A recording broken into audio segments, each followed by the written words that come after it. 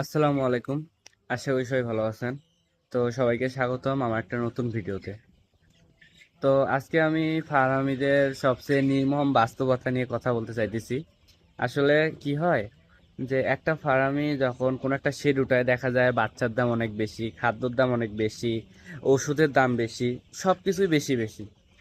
তো যখন এই বাচ্চাটা যখন বিক্রির বয়স হয়, একটা সময় আসে যখন বাচ্চাটার বিক্রির বয়স হয়, আল্লাহর রহমতে ফলন অনেক ভালো হয়, সব ঠিকঠাক থাকে, কিন্তু দেখা যায় কি যে বিক্রি করতে যখন ধরবেন তখন দেখা যায় বাচ্চার মুরগির দাম কম, এটা সমস্যা ওটা সমস্যা, কত না সমস্যা।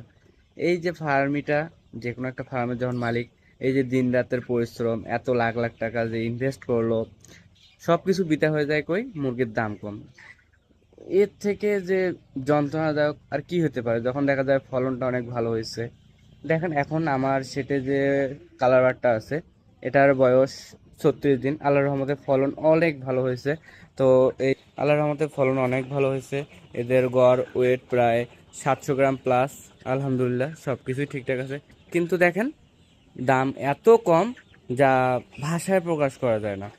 এখন বর্তমান বাজারটা এতটাই লো চলতেছে যা কি বলবো আর।